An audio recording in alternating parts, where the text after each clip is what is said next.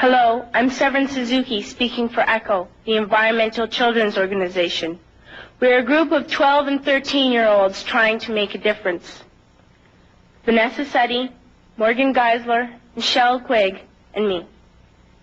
We've raised all the money to come here ourselves, to come 5,000 miles to tell you adults you must change your ways.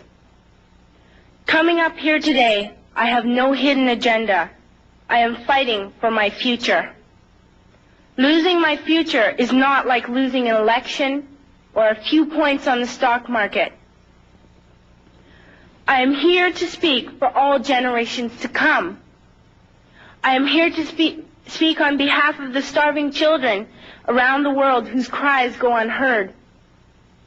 I am here to speak for the countless animals dying across this planet because they have nowhere left to go. I am afraid to go out in the sun now because of the holes in our ozone. I am afraid to breathe the air because I don't know what chemicals are in it. I used to go fishing in Vancouver, my home, with my dad, until just a few years ago we found the fish full of cancers.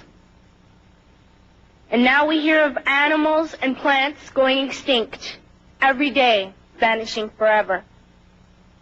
In my life, I have dreamt of seeing the great herds of wild animals, jungles and rainforests full of birds and butterflies. But now I wonder if they will even exist for my children to see. Did you have to worry of these things when you were my age?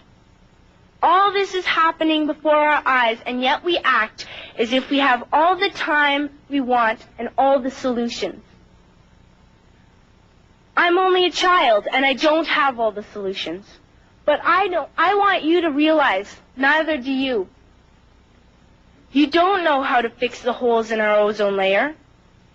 You don't know how to bring the salmon back up in a dead stream. You don't know how to bring back an animal now extinct. And you can't bring back the forest that once grew where there is now a desert. If you don't know how to fix it, please stop breaking it.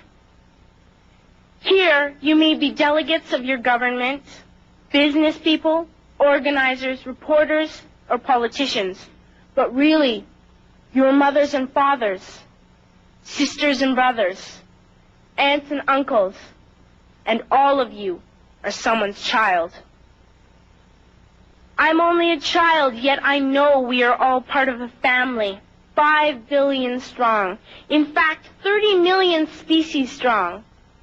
And borders and governments will never change that. I'm only a child, yet I know we are all in this together and should act as one single world towards one single goal. In my anger, I am not blind, and in my fear, I am not afraid of telling the world how I feel. In my country, we make so much waste. We buy and throw away, buy and throw away, buy and throw away, and yet northern countries will not share with the needy. Even when we have more than enough, we are afraid to share.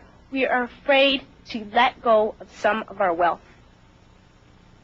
In Canada, we live the privileged life, with plenty of food, water, and shelter. We have watches, bicycles, computers, and television sets. The list could go on for 2 days. 2 days ago, here in Brazil, we were shocked when we spent time with some children living on the streets. This is what one child told us. I wish I was rich.